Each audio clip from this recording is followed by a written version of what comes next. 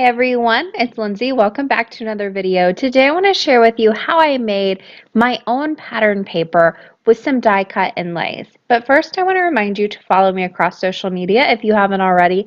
Those links are going to be down in the description box below. Also, while you're down there, be sure to subscribe to my channel if you haven't already, and the thumbs up button always helps if you enjoy this video. So to start off with, I am using a 6x6 piece of heavyweight white cardstock that I'll be die cutting from. I like to start with the 6x6 piece because it gives me a little bit more wiggle room. I can die cut it down later. I'll also be using the little bunny from this die set from Scrappiness. Everything I'm going to be using, all the supplies, they're going to be listed down in the description box below. So if you are interested in any of them or have any questions, you can head down there and find links. I am going to go ahead and put this piece of paper into my die cutting machine. I'm also going to go ahead and put the little rabbit on top and die cut through this.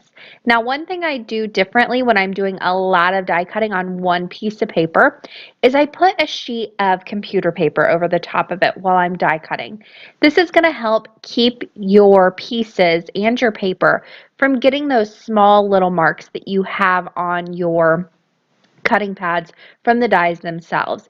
Anytime you go in and you die cut and you've got those little pieces, you can get little stray paper hairs on your piece of paper. You also get the impression of those cut marks. So to avoid that, I just overlay that computer paper on top. I'm going to continue to move this die around, making sure I cut some off the edge as well, and just continue to cut out of the 6x6 piece of paper. Now off to the side you can't see, but I am hanging on to all those pieces that I am cutting out because I will be inlaying these right back into the places they came out of. I do want to add some color though first. So I'm sitting them into a little bowl off to the side. Now, like I said, I am making sure to have some of these hanging off the edge. I just think it gives a more true pattern paper appearance, but you can always leave them all on the cardstock. I'm going to cut this down anyway, so it really doesn't matter. I just wanted to get as many of the little bunnies on here as I could to make a nice pattern. So once that was die cut out, I'm going to go ahead and switch over to my little bunnies that were cut out from each space. I'll be distressing blending these to add a little color. You can do whatever you want here. You could add some watercolor. You could do some alcohol inks if you wanted to die cut them from some Yupo. You could color them with your alcohol markers. You could do pattern paper on top of them. It really is up to you. There's a lot of different ways that you can go about adding some fun little pops of color to this paper you're making. I chose 4 different springish colors of distressing. I'm starting off with Squeeze Lemonade. To add a little bit more interest to this, instead of just applying the color to the rabbits and making them all one bright color, I'm blending up from the very bottom from their little feet and blending up towards the top, going lighter as I go up. And I'm leaving the backs of the rabbits and the ears pretty much white. I like that little bit of contrast. I think it's a fun look. I'm switching it up and I went in with a little bit of worn lipstick. Again, ink blending that on. Now each one of these colors, I did 2 rabbits except for the pink because I did just a little bitty butt that was left over from one of the rabbits. From the sides, I went ahead and did that a pink color as well. Now, as you're going about and you're doing the distressing blending on this, you might need to use another piece of paper to hold on to the die cuts. There's a closer look at how they're ink blended as well. But when you're holding on to them, your oils from your fingers can move around those inks sometimes. So have a little scrap piece of paper off to the side just to hold on to them as you're adding more ink. I also used this purple color Dusty Concord, and then I also used some Evergreen Bough, which is a nice kind of tealy green, greenish blue. It's a very pretty blue color. All very light colors, all very spring colors, and I'm going in with a light hand and my ink blending tool to add these in. Now it's time to start inlaying them back into the openings. The first thing I need to do is add a backing to hold everything in place. I like to use computer paper for this, so I cut a piece of computer paper that was 6x6 in size. The thinner, the better, because I will be going back and die cutting this. I'm already going to have to go through 1 layer of cardstock. I don't want to have to try and go through 2. So I like to go in with that really thin computer paper. You also want to make sure that you're using a strong adhesive here, and you're getting right into those nooks and crannies, because whenever you go and die cut this, you don't want it to start falling apart. You want to make sure everything's nice and secure and glued down.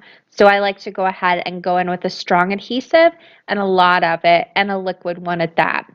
I went ahead and put that right on top, and then I inlaid all the pieces to get a good idea of where I wanted everything to go. You can move these around if you want to, but I like to go ahead and figure out where I want everything, and then I start gluing them down.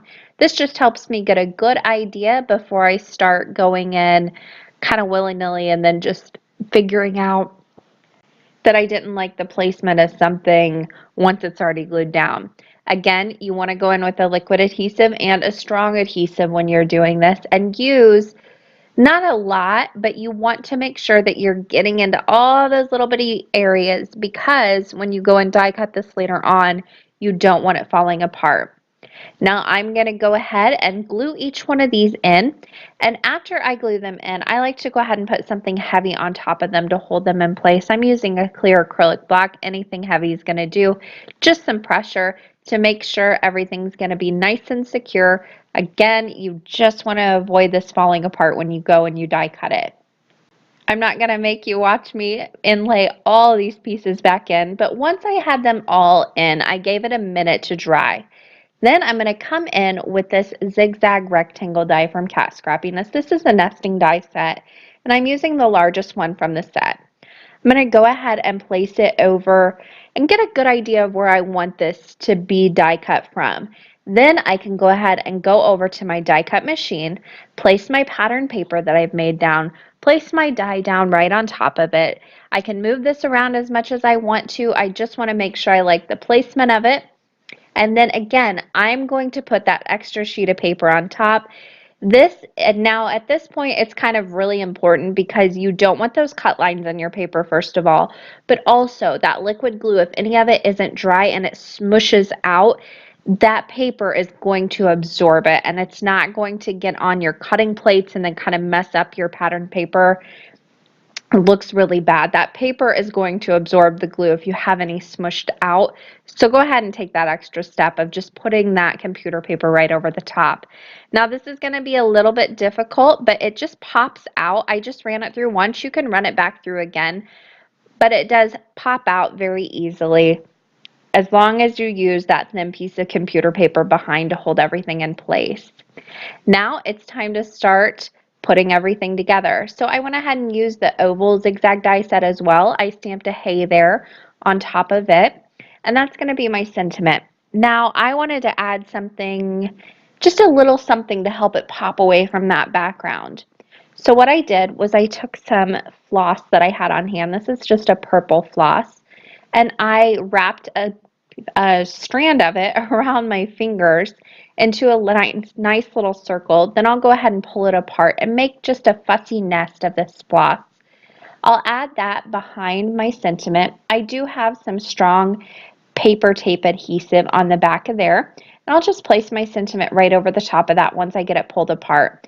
Now I can flip this around and kind of fuss with the back, pull it out where I want it, tuck some strands in wherever I want it to. I want this to look messy, but I also want it to look how I want it to look, because I have a little bit of control issues. So I'll go ahead and mess with this and just pull out certain pieces here and there. And then once I have that exactly how I want it, I'll go ahead and place a little bit of foam tape on the back of there and pop that up right in the center of that panel for my sentiment. Now the sentiment itself is from a paper smooches that I've used 100 times, probably more than that to be quite honest. It's the Sentiment Sampler stamp set. And then I stamped that with fallen leaves right on that oval zigzag die cut. Again, that die set is from Scrappiness as well.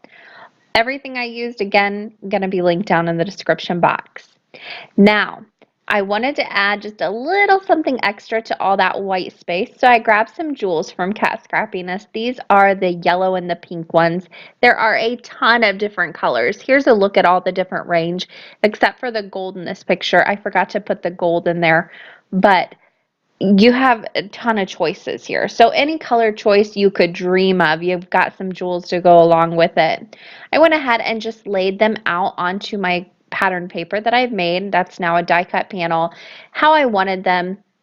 And then I go ahead and fuss with them a little bit. Then I can glue them down and I know exactly where I want them. I find this easier than trying to go in and place each one individually. It just helps me get a clearer picture of how everything's going to look. To put these down, I'm using my Quick Sticks tool. I'm also using the On Point glue from Imagine. I find this to be the best to glue down my little jewels and whatnot, sequins and that kind of thing, because I can get such a precise placement and the tiniest little drops of really strong liquid adhesive to glue them down. Now on that panel on the back of it, I added some foam tape and I'll pop that up onto an A2 top folding white card base that I made myself. I'm turning it so I'm using it horizontally and that finishes off the card. This was a fun one to make. I love, love, love die cut inlay. It's a really versatile technique and you can make your own pattern paper with it and a lot of different ways you can do it too. I hope you guys enjoyed this video. That is going to do it for me today. There are going to be links on the left side of your screen you can click on. Also, you can subscribe to my channel if you haven't already over on the left side too. Don't forget all the information in the description box below. Thanks for watching and happy crafting.